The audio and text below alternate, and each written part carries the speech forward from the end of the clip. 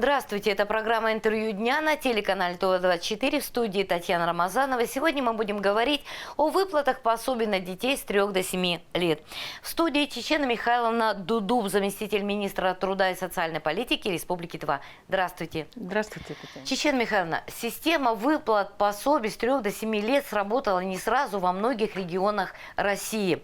В том числе и у вас наблюдались в вашем министерстве проблемы кадры, техническая оснащенность. Решена ли эта проблема сейчас?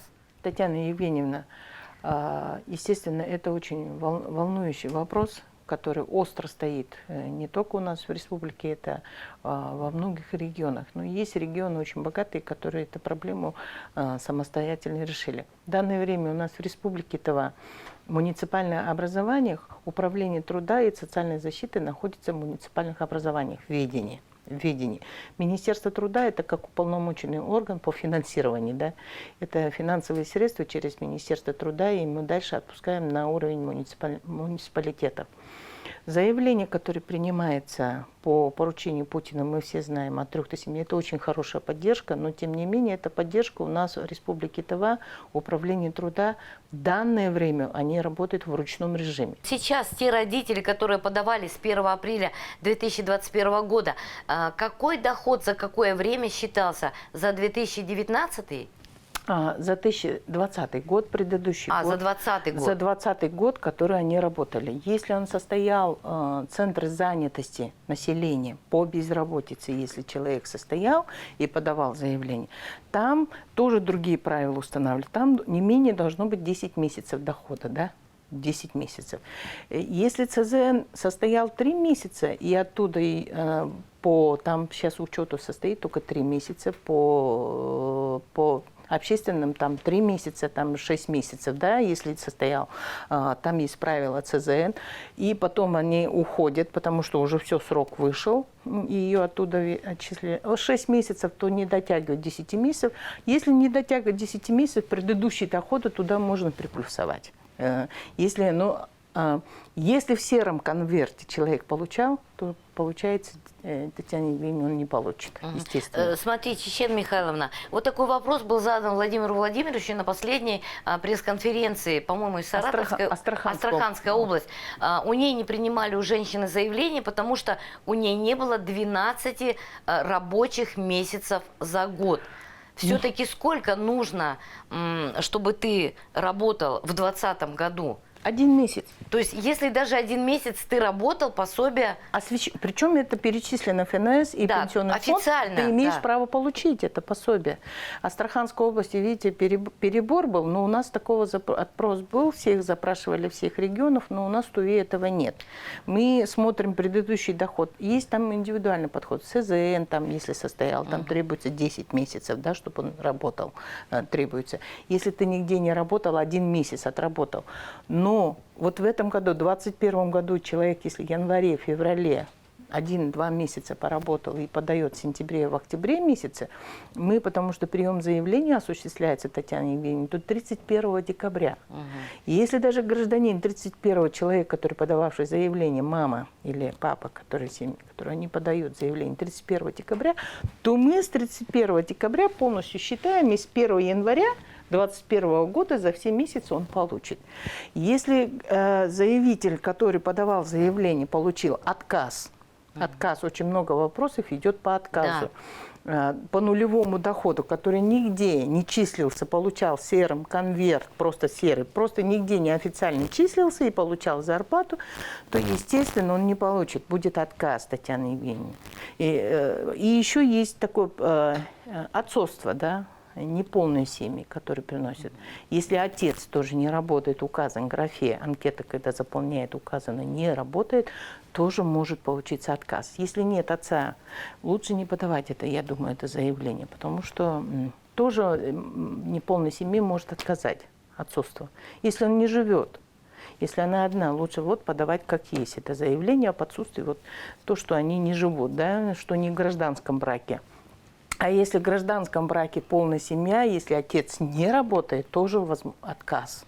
А для многодетной семьи есть такое правило, если мама не работает, она ухаживает за детьми, но работает отец, в этом случае, если по другим критериям они подходят, назначат пособие? Назначат. По многодетным семьям они назначают многодетным. То есть, семьям. чтобы работал один родитель? Один родитель работал и по многодетным. По инвалидам, если уход осуществляет, тоже мама получит, тоже один родитель работает, если ухаживает за инвалидом ребенком, если есть по уходу.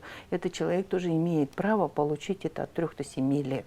Там очень много, видите, нюансов, которые нужно у каждого семьи, который подает заявление от 3 до 7 лет, это индивидуально.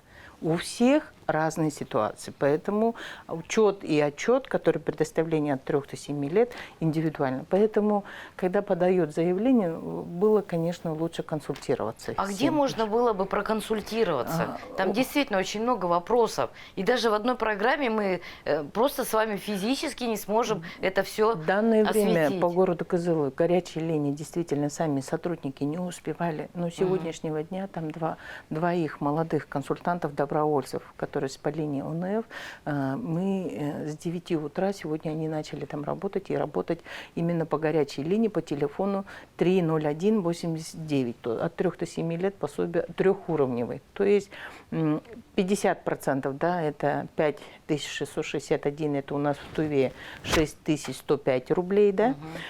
Второй это 75%, это 9129 рублей, да, это второй уровень подход. И третий это 100%, это 12 212 рублей, 12 тысяч. Это 100%, которые при отсутствии доходов, если там подходит. Вот таких 3 уровней. Не просто 100%. И у очень многих тоже возникает вопрос узнать, почему у меня... Если у кого-то доходы соответствует на 50%, то назначение идет на 50%. Или кто-то в соответствии по расчетам соответствует 9129, то они будут получать 9120. А кто-то, у которого доходов не хватает семье и не хватает и тех доходов, то они, конечно, получают 12212. И плюс к этому считается теперь имущество, квартиры, именно на семью. Сколько в семье машин? Семья. Если 2 квартиры, то надо площадь. Еще надо по счету.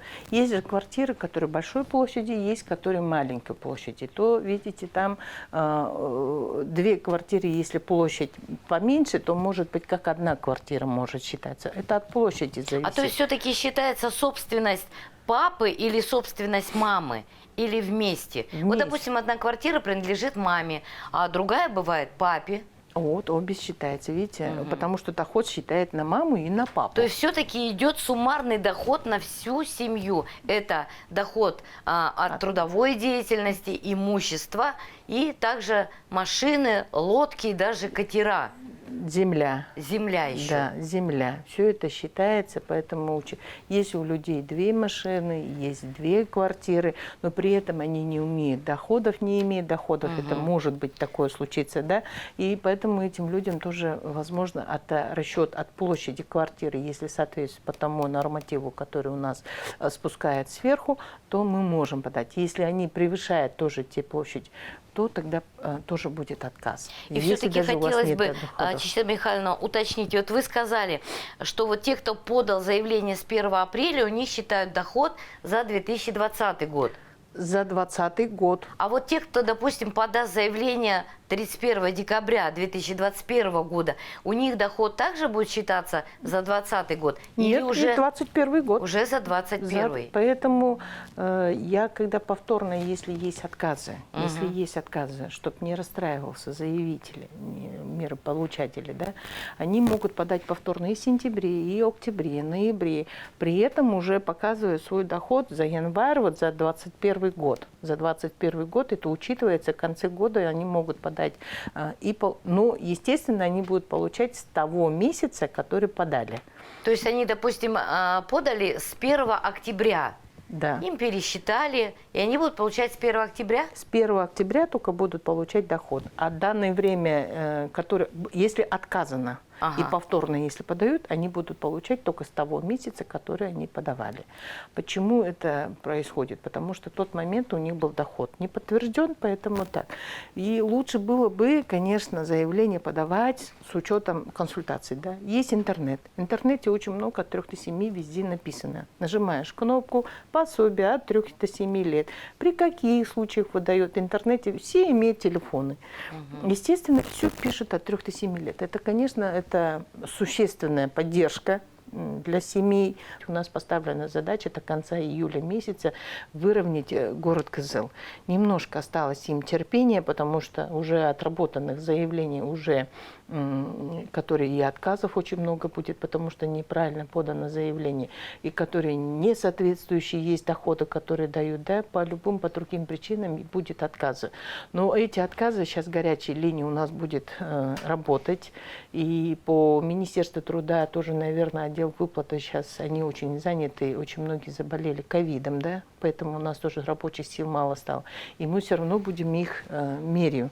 То есть города Кызыла, социальный департамент, мы будем добавлять работников, чтобы отрегулировать быстрее вот этот острый вопрос, который у нас в городе Кызыле.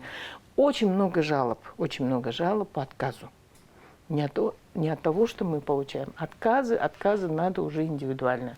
Надо индивидуально каждого рассматривать, потому что при нулевом доходе будет 100% отказ. То есть 100% отказ при нулевом доходе. А если, допустим, это многодетная семья, и у них нет других доходов, нет имущества, одна квартира, это все тоже индивидуально рассматривается? Да, это индивидуально рассматривается, и этот вопрос мы индивидуально решаем каждого. И теперь, когда вот с апреля месяца, который поступило очень много заявлений, мы отработаем, сейчас они уже более-менее, уже город Кызыл тоже более-менее уже становится не такой уж острый, но очень много запросов отправили, очень много назначений. Сейчас именно в этот период тоже назначается. Они до глубокой ночи и без выходных, без субботы, воскресенья они работают.